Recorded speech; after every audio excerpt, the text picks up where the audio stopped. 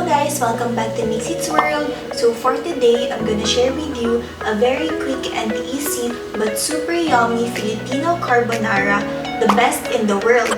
So I will put in the description box below the list of all the ingredients. So now, let's start. So the first thing we need to do is to boil our water. So kapag nag-boil na to, lagay na natin yung spaghetti natin. So this is what I'm using here. So I have here two separate na bacon.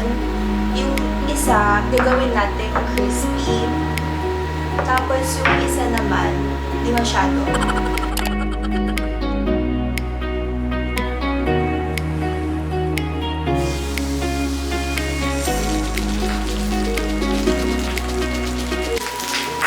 So ayun guys, kumukulo na yung water natin.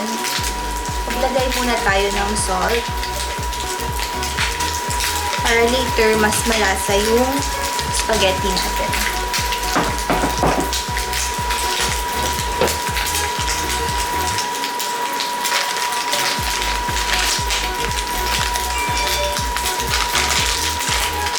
So sabi dito, cook for 10 minutes.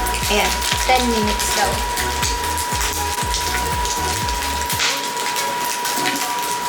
So ngayon naman, okay na yung bacon natin. Set aside muna natin, guys. Yan o. Later to for our topping.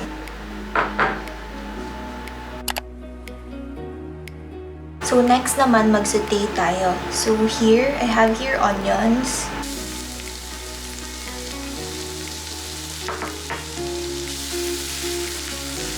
Next naman, our garlic. Next naman, we put our bacon.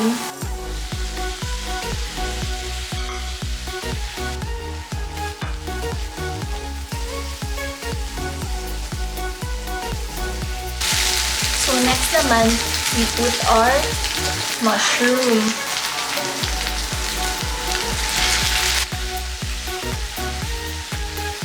So next naman, we put our all-purpose cream.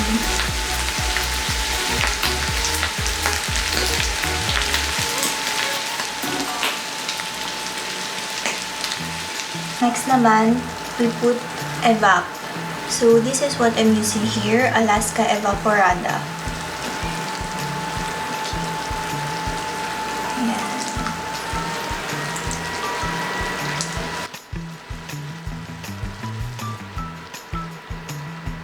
So next naman, we are gonna put our Quickmelt. So ito guys, super nice nito for carbonara. Super sarap, tapos hindi siya masyadong maalat. So I like using this for my carbonara. So let's try our spaghetti.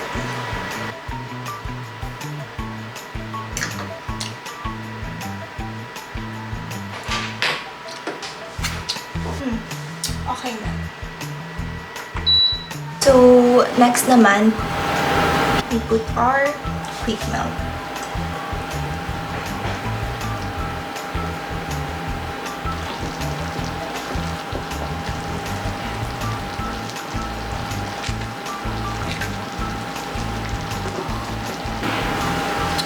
Yan. Super creamy guys, oh. Wow. So next naman, ilagyan natin ng grated parmesan. Pero half lang muna. Para later meron tayong pang top. Ayan.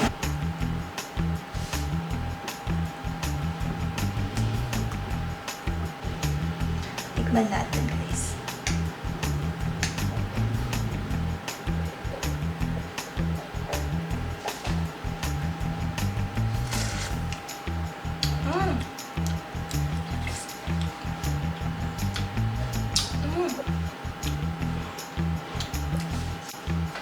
So, ngayon naman, i-drain na muna natin itong water.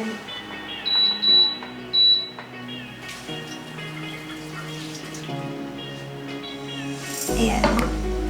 Dito lang natin ilalagay yung sauce kasi ang liit nung sa pan natin.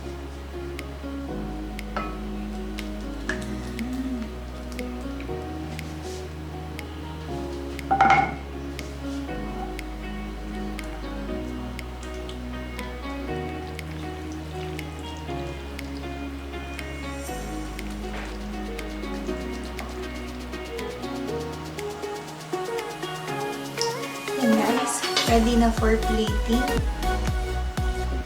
So, ayan guys, prepare na natin.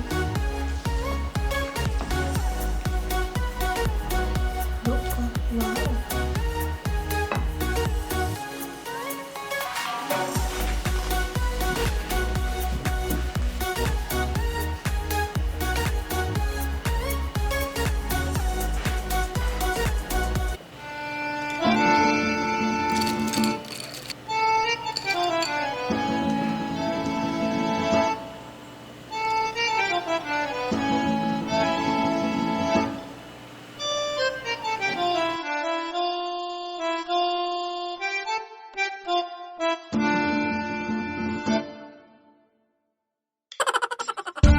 So there you go guys, my very quick and easy Filipino style carbonara.